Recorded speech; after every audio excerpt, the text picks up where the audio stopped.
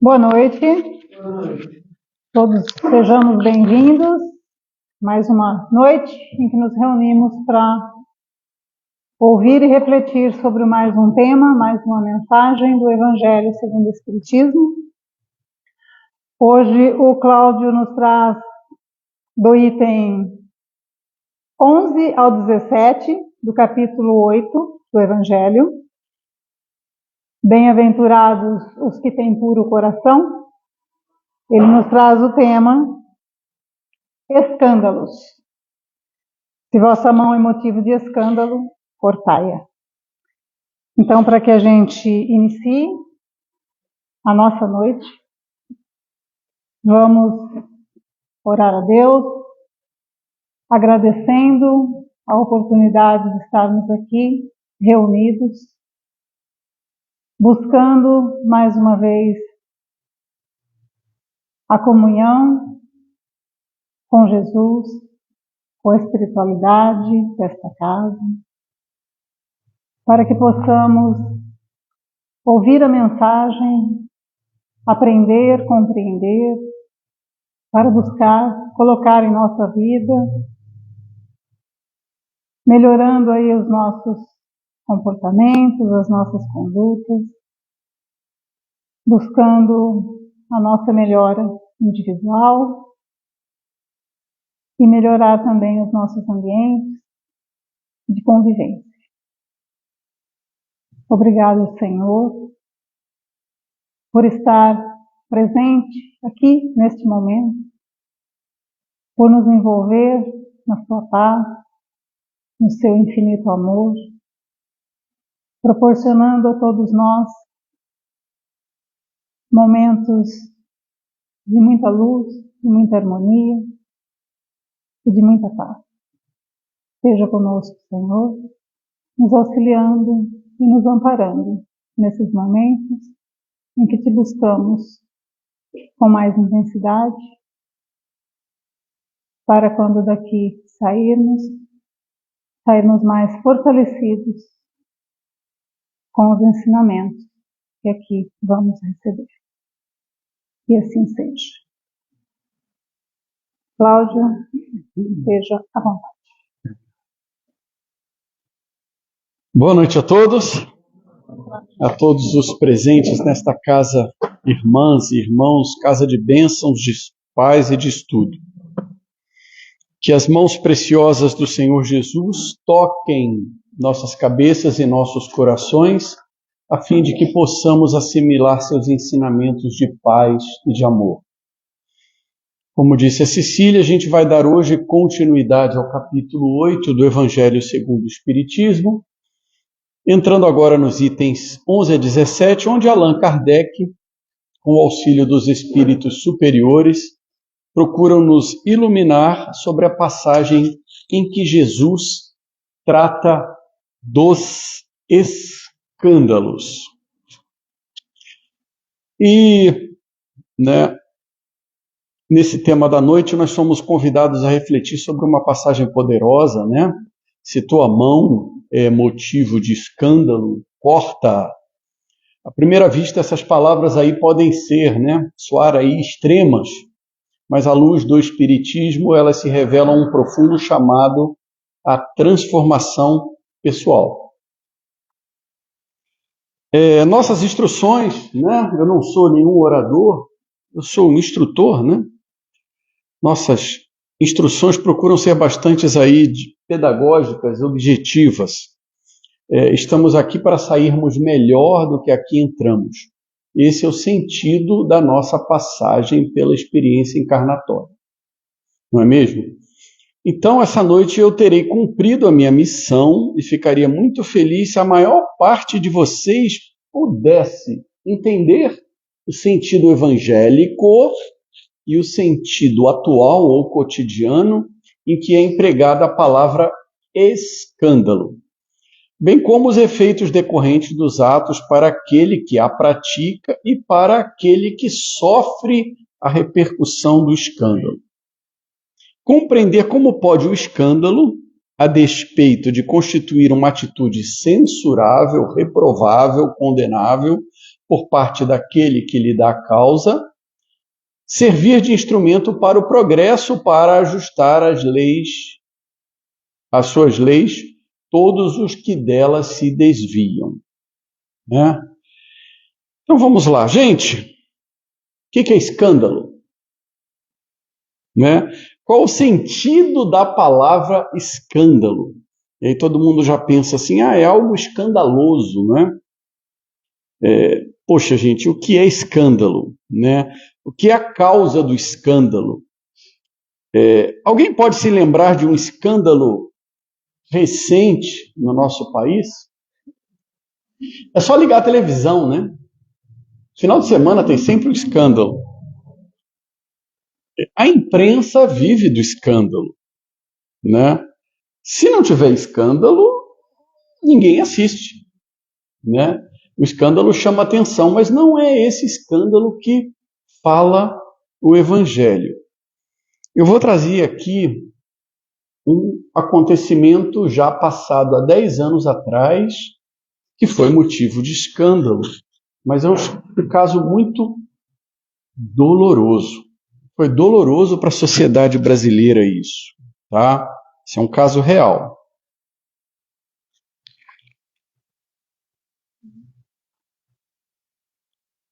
Alguém está lembrado do caso Bernardo Boldrini, de 2014?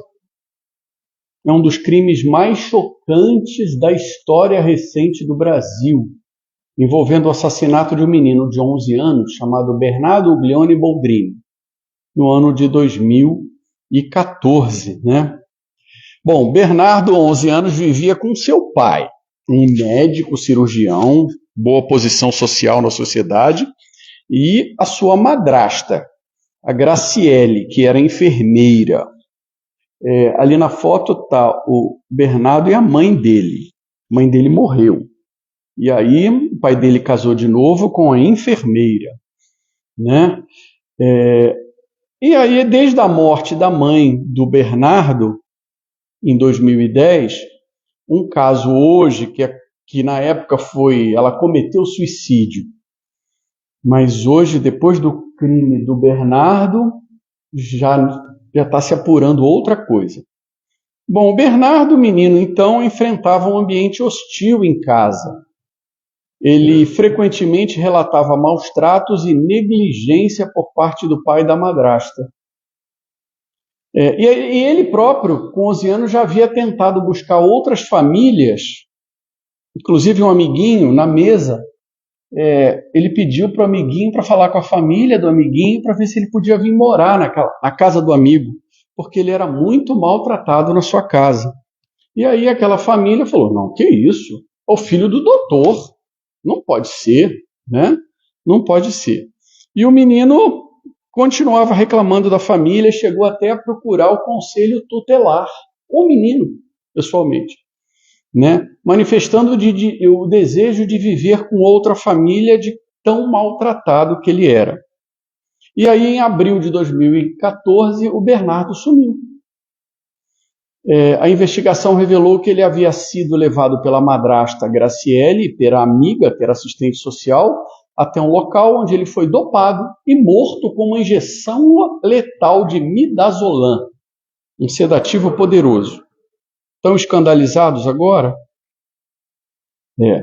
O corpo do Bernardo foi encontrado 10 dias depois em uma cova rasa à beira de um riacho, né? As investigações apontaram que o crime foi premeditado, motivado por desentendimentos familiares e pela vontade da madrasta de se livrar do enteado, que ela considerava que era um obstáculo ao seu relacionamento, né, com o pai.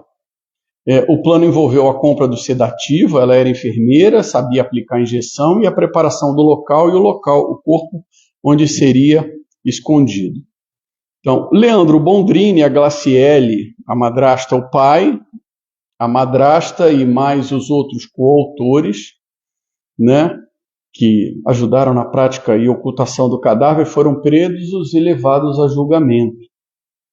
Em março de 2019, após o julgamento que durou vários dias, e aí sim provocou um escândalo, grande atenção da mídia, todos os réus foram condenados, né? O pai, Leandro, 33 anos de prisão, a madrasta, 34, e os outros 22, 9 anos. O caso Bernardo Boldrini gerou grande comoção social e debate sobre a proteção das crianças em situações de risco, e demonstrou profundamente o preconceito dos órgãos de proteção da criança com uma família que era de uma posição mais elevada, né? Senhores, vamos lá. Agora vamos para a passagem evangélica de São Mateus. O episódio acontece logo após Jesus, chamando uma criança, colocou no meio deles e proferiu: em verdade vos digo, se não vos tornardes como crianças, de modo algum entrareis no reino do céu. E em seguida, o divino mestre então continuou: ai do mundo por causa dos escândalos, porque é necessário que venham escândalos, mas ai do homem por quem o escândalo venha. Se alguém escandalizar a um destes pequeninos que creem em mim, seria melhor que pendurasse ao pescoço uma grande pedra de moinho e fosse lançado ao fundo do mar. E aí continua Jesus: se sua mão ou seu pé lhe é objeto de escândalo, corta-o e lança-o longe. Melhor será para você que entre na vida tendo um só pé ou uma só mão, do que ter dois e ser jogado no fogo eterno. Se seu olho é objeto de escândalo, arranca-o e lança-o longe de você. Melhor para você que entre na vida tendo um só olho, do que ter os dois e ser jogado no fogo do inferno. E aí a gente pensa, puxa vida, que palavras pesadas, né? Será que efetivamente Jesus proferiu essas palavras? Ele usou da chamada linguagem figurada, né? Ele usou de um simbolismo para dar um ensinamento assim com dureza, né? Interessante observarmos que Kardec selecionou este ensinamento de Jesus para compor o capítulo Os que têm puro o coração. Realmente o coração puro caminha conforme as leis divinas e não semeia o sofrimento e nem a dor alheia. O coração puro não escandaliza. Muitos de nós guardam esse ensinamento sobre os escândalos numa gaveta, né? Junto com outros tantos ensinamentos de Jesus aí que parecem indecifráveis. E aí a doutrina espírita encarregou-se de clarear esse caminho para a gente poder compreender, trazendo aí as chaves perdidas, abrindo as portas do conhecimento, né, para que a gente pudesse adentrar, né, no verdadeiro raciocínio, aí, no que realmente queria dizer Jesus. Iniciamos nosso estudo buscando decifrar o que é escândalo. É claro que Jesus não está aqui pedindo para ninguém arrancar o olho, ninguém cortar a mão, mas a gente sabe que muitos espíritos reencarnam, às vezes com deficiências físicas, às vezes certamente por escolha própria, porque em encarnações passadas eles fizeram mau uso, né, do seu corpo, ou provocaram mal com aquela parte, ou eles vêm sendo penalizados pela justiça divina pelos erros aí que eles cometeram, né? Bom, para começo de conversa, a gente tem que deixar bem claro o seguinte: Jesus muito ensinou, certo? Deixou alguma coisa escrita? Não, né? Sua vida e seus ensinamentos, eles foram interpretados e escritos por seus discípulos cerca de 60 a 100 anos depois, um século depois. E uma coisa que, quando eu ouvi isso pela primeira vez, eu acho que foi com o nosso saudoso, aquele de Guaxupé. Ismael. Não, um outro, que falava sobre cartas de Paulo. O Paulo Henrique. Paulo Henrique, né? O Paulo Henrique, uma vez, ele falou uma coisa que me impressionou na época, e eu fui checar, né? As cartas de Paulo foram escritas antes dos evangelhos. E as cartas de Paulo são historicamente mais confiáveis do que os evangelhos. E eles foram escritos em grego, original. Então, a tradução dele do que deu conteúdo, né? Os evangelhos não, foram produzidos originalmente a partir da história oral do aramaico, que era a língua falada por Jesus. E depois, muito tempo depois, transcrito para o grego, né? E o grego, na época, era como se fosse aí o inglês nos dias de hoje, né? Ao longo da Antiguidade e início da Idade Média, os textos evangélicos eles foram transcritos e compilados do grego por diversas mãos, eram chamados monges copistas. Claro que isso supervisionados por papas e bispos, né, que tinham interesses políticos, sociais e econômicos naquela tradução, né, submeter o povo. E aí esses textos eles foram submetidos aí a diversas organizações, interpretações, concílios, né, até que eles foram traduzidos finalmente para o latim por São Jerônimo, a versão chamada a Vulgata de 386 d.C. Até então eles eram textos proibidos, justamente porque a igreja tinha medo que alguém lesse aquilo e arrancasse o olho, arrancasse o braço e botasse uma pedra no pescoço, né? Tinha o seu sentido e a gente compreende também esse cuidado todo. Mas até que eles foram traduzidos então por Martinho Lutero para o alemão em 1522 e aí impresso e divulgado, né? Por que a gente tem que lembrar toda essa história? Assim como outros que já destacamos, nós encontramos muitos, e próprio Evangelho segundo o Espiritismo, são muitas as passagens em que os espíritos, né, e o próprio Allan Kardec advertem a gente sobre a tradução literal, ou será que Jesus falou aquilo, ou pronunciou daquela forma, ou o próprio termo, né, atualizando ao termo. Encontramos muitos erros de tradução no Evangelho que chegam a alterar os sentidos das palavras do Mestre Jesus. E uma delas se refere justamente ao escândalo, ao termo que acabou constando ali no Novo Testamento, escândalo. E sobre essa palavra escândalo, a gente pode ter uma interpretação original e uma interpretação que estava nas Escrituras e outra que é atual, cotidiana. E ela é muito diferente. Bom, vamos lá. Escândalos vem de escandalon, do grego, que se a gente for traduzir literalmente, significa obstáculos, né? Mas o sentido atual de escândalo, né? Os escândalos do Brasil, né? Alvoroço, exposição pública de fato contrário à moral e aos costumes, ato indecoroso que vem à tona, repercussão de ato reprovável, publicidade de fato condenável, né? E hoje a gente sabe como a imprensa manipula fatos tentando produzir escândalos, muitos deles são falsos, né?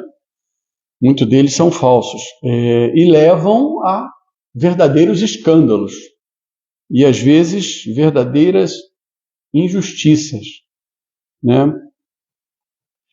O termo original evangélico, na verdade, é tropeço, falta, vício, excesso, abuso de poder, ação má, mau exemplo, prática do mal. Ou seja, quando Jesus está falando, se alguém escandalizar, se alguém praticar o mal com um desses meus pequeninos, se alguém se viciar, abusar do poder, né? Der um mau exemplo para uma dessas crianças, né? Não é escandalizar como a gente pensa hoje.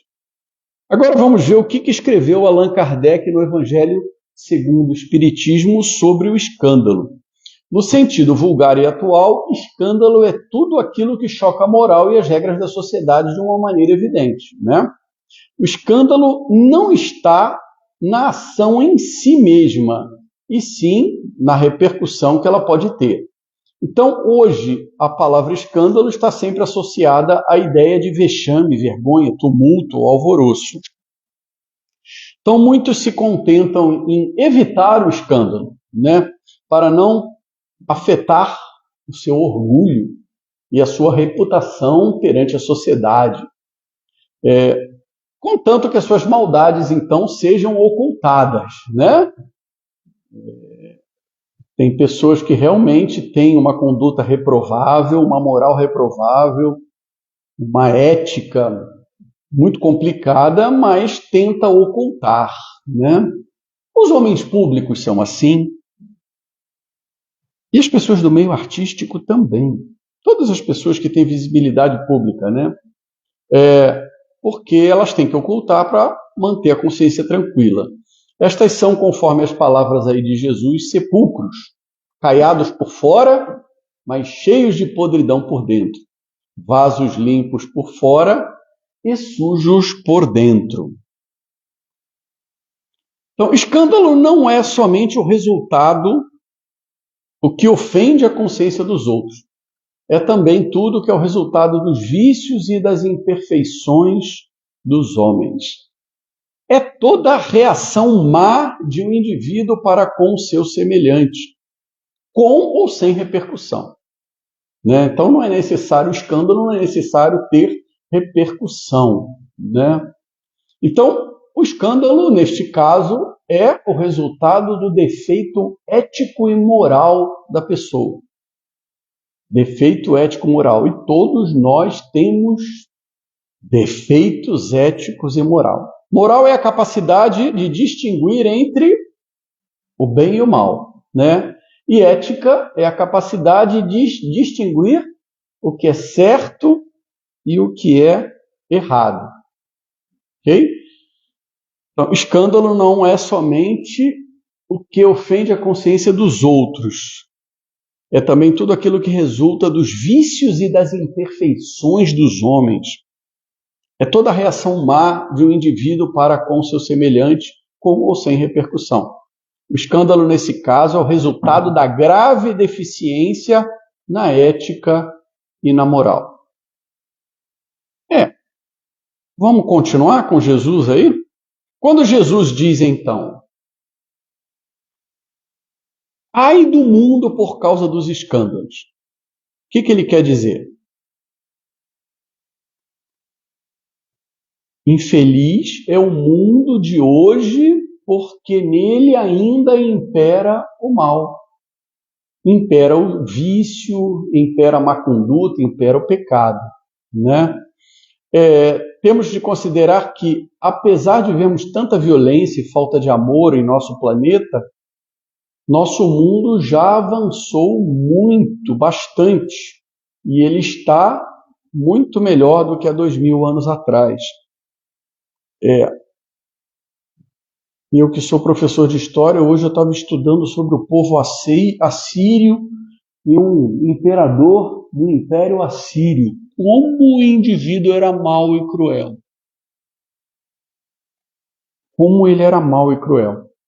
E a gente, é bom sempre lembrar, né? É sempre oportuno lembrar isso. O nosso planeta caminha incessantemente em direção ao progresso. Embora aí nos últimos tempos a gente está vendo que parece que não está andando não, ou deu uma retrocedida, né? Acho que nos últimos 10, 15 anos, né? A gente está vendo a situação bem ruim. Mas aí tem aquela teoria do balde com a sujeira no fundo, né? Em que a gente, para jogar água fora, a gente tem que remexer. E aí vem tudo à tona. O que a gente pode dizer? Né? Que o planeta Terra tem 4,5 bilhões de anos. E a gente aqui, né, esse ser vivo aí que prosperou evolutivamente mais, talvez não, né, tem só 2,4 milhões de anos. Né, e a Terra aí foi progredindo, a humanidade foi melhorando, né, 4.000 anos antes de Cristo era uma humanidade profundamente sofredora. Hoje nós estamos sofrendo, mas a nossa ética e nossa moral ainda padece. Mas a maior parte dos encarnados aqui já tem uma vibração muito melhor. Então nós estamos caminhando aí para sair desse mundo de expiações e provas. Falam em 2050, né? Segundo aí algumas notícias do plano espiritual, vamos ver se a gente melhora, se a gente consegue fazer essa passagem. Vamos lá, a humanidade no planeta encarnada hoje, de quantas pessoas a gente tem encarnado, hein? Alguém tem ideia? 8 bilhões, quase 8 bilhões, né? Então a população mundial ela vem crescendo aí desde o início, né? Alguns estudiosos aí de demografia dizem que a população vai continuar crescendo.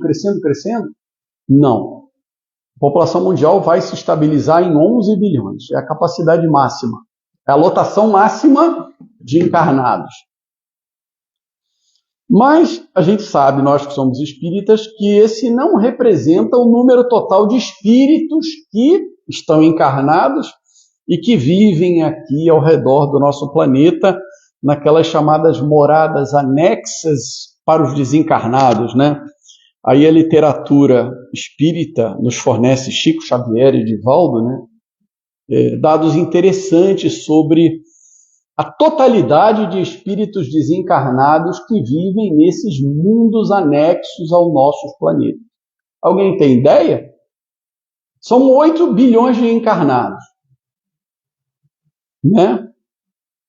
Multiplica por 7, tá? Então vamos lá. Hoje, ao redor aqui no nosso mundo, planeta Terra, desencarnado, a gente tem em torno de 21 a 28 bilhões de espíritos. São errantes, estão vivendo nas diversas moradas paralelas, acessórias ao planeta Terra. São os inferninhos, os umbrais, as colônias intermediárias, o nosso lar, que é coisa boazinha, né? Tem uns lugarzinhos legais, já melhorzinho, né? E esse pessoal todo está querendo encarnar, né? Esse pessoal está querendo encarnar. Só que a fila é grande e ela vem se escasseando a cada dia, principalmente no momento em que vivemos, que é o momento de transição, né? Chamado limiar de uma nova era planetária, né? Então, muitos dos espíritos esperam uma reencarnação, né? Então, às vezes, quando o filho fala assim para a gente, né? Eu não pedi para nascer, né? Tem filho assim? Quando o Abraão fala assim, não pediu? Pô, pediu sim. Você não pediu para mim, você pediu, eu não pedi para nascer, né? Muitos filhos rebeldes falam isso para os pais, né? Muitos dos espíritos estão à espera de uma encarnação e estão na última oportunidade, né? Neste planeta, claro, né? E eles pediram novas oportunidades e muitos deles obtiveram as chamadas concessões especiais. Tá? Então o funil está cada vez mais se apertando, né? E aí as almas vão encarnando. Tá? Mas o fluxo de almas para o planeta Terra é um pouquinho mais complexo, né? Um pouquinho mais complexo, a gente tem que explicar isso aí. Na atualidade, persistem, os dados dos espíritos. Na atualidade, persistem entre nós 5% de espíritos profundamente devotados ao mal. Muitos deles em posição de liderança de povos e nações. Normal, né? Que bom, né? Poxa, só 5%, né? Interessante que esse número exprime justamente aí uma população carcerária. Uma vez criticaram um país aí que estava com a população carcerária de 5% da população. E falaram que absurdo. Não. Tá? Afastou todo mundo, que era problema. Mas ainda nós não terminamos. Eu falei que 5% é profundamente devotado ao mal. E 10% são inclinados ao mal. Né? Que aprenderam a amar só um pouquinho. Né? Então, 15. Opa, sobrou quanto? 85. Hein? 85. 85. Todo mundo está nos 85 aí, beleza? Todo mundo. Mas ainda nós temos, agora eu vou tirar, tá? 20%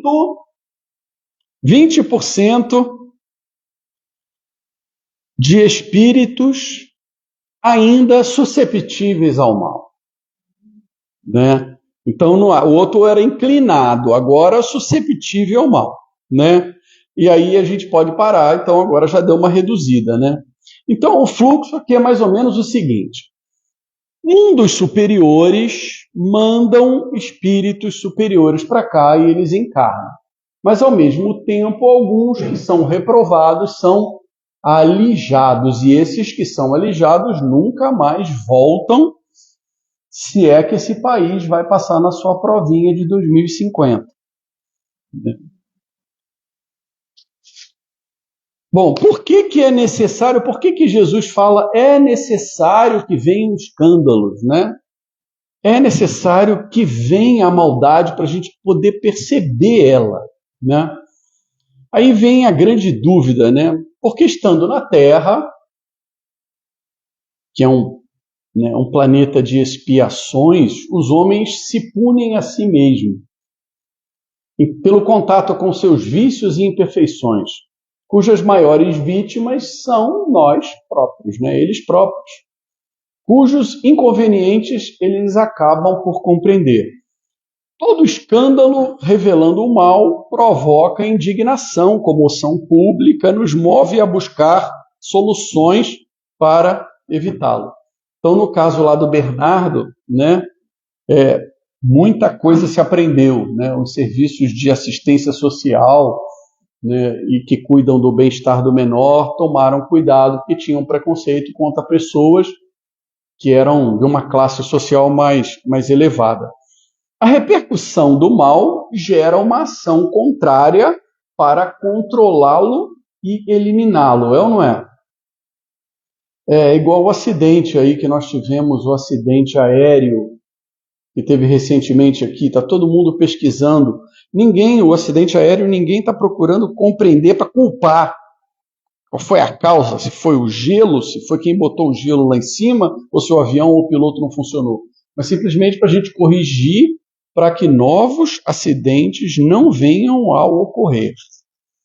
Então, quando um fato ruim vem à tona, a gente tem que ter indignação e a sociedade tem que buscar consertar. A providência divina se utiliza de nossas imperfeições, decorrentes do mau uso do nosso livre-arbítrio, para fazer com que nos ajustemos às suas leis. No final, alguns vão aprender pela razão e muitos outros vão aprender pela dor, né? Então é isso aí, a providência se utiliza das nossas imperfeições decorrentes do mau uso do nosso livre-arbítrio para fazer com que nos ajustemos às suas leis, né? O escândalo como oportunidade de aprendizado. Então, quando a gente fala de escândalos, né, Jesus também reconhece que as dificuldades fazem parte do aprendizado espiritual. Os erros, as quedas são inevitáveis no processo de evolução. Mas cada desafio é uma oportunidade para refletir, corrigir os próprios defeitos e crescer espiritualmente. O que é melhor, a gente aprender com o erro nosso ou aprender com o erro dos outros? Melhor aprender com o erro dos outros, mas a gente tem que aprender. Se a gente não aprender com o erro dos outros, a gente vai aprender com nossos erros, que é muito mais doloroso, né? É isso aí. Vamos lá, quando Jesus diz, ai do homem por quem o escândalo venha, né? O que ele quer dizer com isso? Infeliz é o espírito que é fonte do mal entre os homens. Porque aquele que provoca o escândalo, no caso que Jesus está falando o mal, denota ser um espírito aí bastante imperfeito, carente de evolução, cujos atos condenáveis de hoje refletirão amanhã de forma de duras provações reparadoras, necessária ao ajustamento das leis divinas. Entre ser vítima do escândalo e dar-lhes causa, é preferível estar na primeira situação. Quem de nós aqui já não foi vítima de um mal-entendido, um equívoco, de um vexame injustificado? Então, como interpretar aí a expressão de Jesus, se vossa mão é causa de escândalo, cortai? Jesus disse, também, seria melhor que pendurasse ao pescoço uma grande pedra de moinho e fosse lançado ao mar. E ainda, se tua mão ou pé, ele é objeto de escândalo, corta e lança longe. E se seu olho é motivo de escândalo, arranca o olho. Como poder interpretar recomendações aí tão violentas e drásticas que contradizem com o nosso dever de preservação da vida e integridade? Jesus está recomendando aí automutilação? Claro que não. Pode tratar-se aí mais um caso de um erro histórico de tradução do aramaico. Tá? Então, quando vem alguém com as escrituras dizer que isso aqui é a lei de... Não. Isso aqui foi traduzido, compilado, Tem que ser um pouquinho historiador crítico para ver isso aí, Manipulação para causar impacto, Então, Jesus aí, quando ele fala dessas coisas, de cortar, ele está usando aí de uma figura de linguagem chamada de hipérbole, Certamente não podemos entender Jesus ao pé da letra, senão seríamos todos impulsionados aí à automutilação, e isso contraria as leis de Deus. Essa figura forte de linguagem enérgica traz uma proposta de reforma, tá? Então, Jesus quer dizer, nós devemos eliminar dentro de nós, com todas as nossas forças, tudo que possa ser objeto de vícios e imperfeições. Então, Jesus está nos conclamando a reforma tão falada na doutrina espírita, na reforma íntima. Na reforma íntima. A recomendação, então, de cortar a mão não deve ser entendida literalmente. No Espiritismo, o significado é se algo em nossa vida, um hábito, desejo ou atitude está nos levando a um erro moral, devemos eliminá-lo. Tá? Então, se uma atitude ou um comportamento gera tropeço em nossa caminhada, devemos agir de forma decisiva para extirpá-lo, mesmo que isso nos cause algum sofrimento. Ou seja, a reforma íntima, ela é dolorosa. Então, cada um de nós deve, ao longo da vida, procurar eliminar a si próprio toda e qualquer causa de escândalo. Arrancar as raízes dos vícios que nos cegam e estacionam a nossa ignorância. A reforma íntima exige de nós uma atitude enérgica, quer dizer Jesus, uma luta contra a nossa ignorância, mãe de todos os males. Exige que tenhamos uma visão clara de nós mesmos, Aí você tem que se conhecer, e aí vamos voltar lá naquele grande filósofo grego, autoconhecimento, para nos libertarmos de tudo que nos pesa nessa bagagem. Egoísmo, orgulho, intolerância. Nós somos a expressão do que vai dentro de nós. Dessas expressões nasce um escândalo. Cortar a mão não significa fechar o canal de expressão que acaba por ferir o próximo. Eliminar o que em nossas vidas nos leva a cair. Então, Jesus está falando em reforma íntima. No Espiritismo, o foco está sempre em nossa responsabilidade por nossas ações. Então, se algo em nós é motivo de queda ou escândalo, devemos nos empenhar para transformar essa nossa imperfeição, trabalhando com determinação para melhorar moralmente. Vamos lá. Como evitar sermos veículos de escândalo? É só não replicar fake news no WhatsApp nem na rede social. E todo mundo adora fazer isso, né? Aí a gente tem que voltar lá realmente no Sócrates. Sócrates deu uma grande lição, né? Aliás, já estava escrito no templo, né? Dizem que não foi nem Sócrates nem Platão, mas aquilo é uma grande coisa que já estava escrito lá no templo de Atenas. Conhece-te a ti mesmo, né? Um discípulo de Sócrates lhe disse, chegou perto dele, né? Falou assim: essa é aquela história das três peneiras. Quem conhece essa história? Então chegou lá o discípulo todo afoito com uma fake news, né? Produzida por um grande canal de comunicação da época na Grécia Antiga, né? Que estava perdendo espaço para a internet. Você não imagina o que me contaram a respeito do... Né? Nem chegou a terminar a frase, o Sócrates, opa, ergueu os olhos, falou assim: meu filho, espera um pouco. O que vai me contar já passou pelo crivo das três peneiras? Aí o discípulo falou: peneiras, mestre? Que peneiras? Sim, a primeira é a da verdade. Você tem certeza que você vai contar, está checado, conferido pelas agências de checação, né? Já é verdade isso mesmo que você vai contar? E aí o discípulo falou: como eu posso saber? Que se foi é o que me contaram.